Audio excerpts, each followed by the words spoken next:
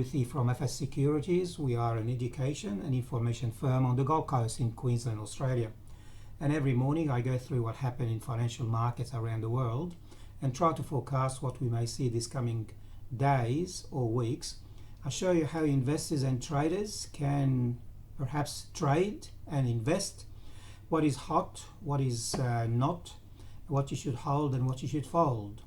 And by the way, if you have any particular feedback, please review it and pass it on to us and share the information on to other people that you know. Well, overnight and from around the globe, we start with the Dow in America on the Wall Street, and we've seen the Dow was up 0.85% on top of the 2.3% the day before. And remember, 3 days ago, it was down by 2.8%. So it's like volatility is the key word. The S&P 500, which is actually the broader index, was up 1.5% on top of the 1.5% day before. But then remember again, declining 3 days ago. The Nasdaq 1.9% up. And in Europe, the Stoxx 50 index, which comprises most major European markets, was steady, unchanged. In London, the FTSE was down 0.9%. The DAX in Germany was up 0.6%. In Japan, the Nikkei was up 1.3%. And in China, the Shanghai index was up 1.3%. And you can compare that with the previous 2 days. Our market yesterday was up 83 points. Wiping out all the losses from the day before, but then over the last 3 days you can see the market is still up by more than 80 points. However, on the other hand, we can see that the market is expecting a small decline of 7 points or 0.1% when it opens shortly. Gold 1,798 US per ounce. When you compare that price with the yesterday morning, there is an additional $14 US. This is actually comparison between this morning and last night. Silver $18.60, down 0.4%. Brent oil down 1.3%. However, it's actually down only slightly, 52 cents from yesterday morning. And West Texas crude oil was up about 22 cents up. Soybeans had a good rise yesterday, 2.4%. The Australian dollar trading at 69.07 US cents, 61.5 euro cents, 55.7 British pence, and 106 New Zealand. And by the way, Bitcoin yesterday was down slightly. We have figures here. Bitcoin was down about 150 US overnight in American market and was down nearly $300 on the Australian market. It's trading around the 13,100 Australian dollars. Looking at the chart, and we see what the charts are leading from indicators, you can see that the American market, that's the weekly and that's the daily. As I mentioned several days ago, I said I expect the market in America to hover between the 100-day moving average, the pink, and the 200. It will actually alternate between the two. The 100-day moving average will probably be a support, and the 200-day moving average will be the resistance. You see, it tried to break through it several times, and it not able to do it. And the support line here, several line, it tried to actually support that decline. So what is the minimum we can see? If it's going to go down 24,700, where is it at the moment? It is actually trading around 25,595. So we talk about nearly 1,200 points decline. We might see that in the next week or two. As far as the weekly, the 21-week moving average is actually the support, as you can see here. This is more or less a translation between that line and that line. Okay, on our market, again, we managed to reverse 50% of the decline we've seen from the highest to the lowest, the recent lows. We've seen the market was going up to 7,209 and went as low down to 4,411, recovered 50%, and it's actually that is showing a hesitation. Shall I go higher? Shall I go down? It's more likely it will probably go higher in the next few weeks. However, on the short term, we can see that the stochastic on both the weekly and the daily, bearish. The parabolic stop and reverse, the red dots above the candles, that is bearish for the daily. However, it's bullish for the weekly.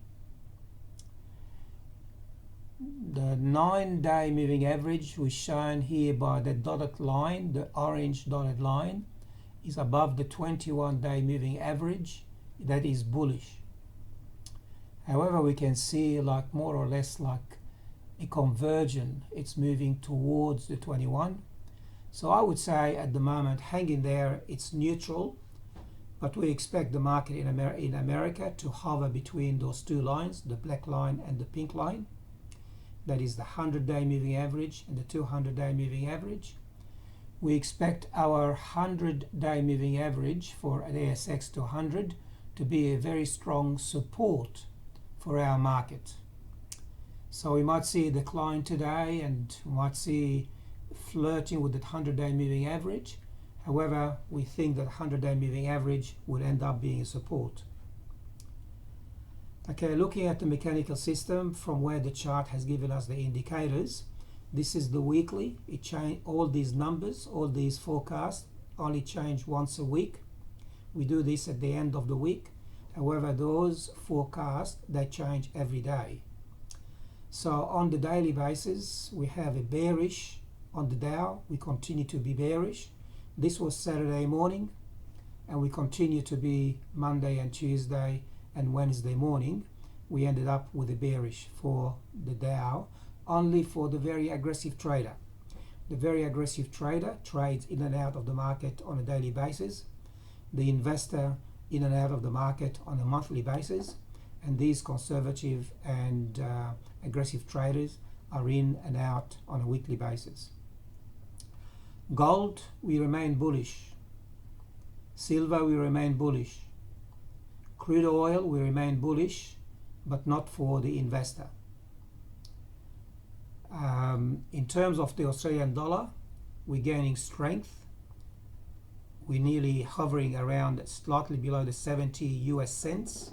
This is the Australian dollar versus the US. And you can see here the euro versus the US, it's bullish for the investor. And the British pound, it's bearish for the very aggressive trader. Now look at our market, again the mechanical system. This is what happened 2 days ago, the changes in the prices and the percentage, and this is what happened yesterday. Well, we were actually bearish on the XAO, well, 82 points higher. So again, that's for the very aggressive trader. So the very aggressive trader, had he gone yesterday morning on a bearish expectation on the XAO, he would have found that there was a loss, and hopefully there would be a trading stop loss that got him out of the market before major loss occurred. Again, the same thing with the banks. We were bearish on ANZ. We were bearish on, we're neutral on CBA, bearish on NAB, and bearish and bullish on Westpac. So we were right with Westpac. It went up by 1%. CBA was up 1.2%, and NAB was up 0.6%, but then the whole market was actually dragged by the overall market sentiment. So you can see we had TPG, we were bullish. We had a good rise on TPG, 5%, and 2 days in a row of rising. We were bullish on Woodside Petroleum. We also had a good day yesterday on Woodside Petroleum. But then for the very aggressive trader, it wasn't really a good day for the very aggressive trader, as the market was actually trending upward. So obviously there was no room for the very aggressive trader to trade the bearish side. Now we like to look at volume, and you can see here the volume was higher yesterday, with 43% of all the stocks advanced and only 22% declined. But you can see here, up, down, up, down, up. So you can see volatility. On a week by week basis, actually for the last 5 days, 5 trading days, including yesterday, we had more declines than advances. Now in terms of yesterday, the companies had actually, they were most active and had more or less a rise. We're going to focus only on the stocks with the blue cells here, because anything else happened to be in the penny dreadful, so we don't really trade them. So maybe you want to look at EtherStack, if you can trade that on the CFDs, Mako Gold, Identity TI, and Tempus. I'm not familiar with those companies yet. However, the day before, you can see that there were a lot of companies high value, high market capitalization, high volume, and high rises, with the exception of those down here, they had declines. Okay, well, finally, in terms of companies that had increase in volume, we scanned the market, the whole market, the Australian market, and we look for companies that exceeded the 50-day volume average. So we look at the volume on 50 trading days, we work out the moving average, and then we compare yesterday volume with that moving average. Well, Wesfarmers yesterday was up by 2.2%. It usually has 2.4 million transactions per day. Well, yesterday it had above that level by 52%, 3.7 million. So we're going to look at Wesfarmers today. Sonic Health, slight increase and 51% increase. Coles Group went up by 1.4, but slight increase above the average volume. Nothing on the downside for the top 50. And then for the mid cap, for the trader, we've got Integrated Research. We've seen this company several times before. Went up by 3.5%, and the volume was slightly up, 44% above, but not a huge volume. So we want to really look at the liquidity of this company. On the downside, we've got few companies here, and this will be on the website shortly. Finally, the disclaimer: everything we said here is for general advice only. We don't take into consideration your financial circumstances. We don't know it, and there is risk in the market, and you don't know how secure all these recommendations. And by the way, there is risk in the market, and you need to understand your risk appetite. Any questions you need to ask, and you can talk to us or to your professional advisor. And by the way, here how to reach us. You can write to me at George@FS, standing for full service, George@fssecurities.com.au. My mobile number, if you're ringing from overseas, is 61, you don't need a 0, 61 for overseas, 411 25 9526. You're ringing locally, you can ring on 0411 25 9526. I am available 7 days a week, nearly 10 to 12 hours a day. Happy trading, and I hope you make some money.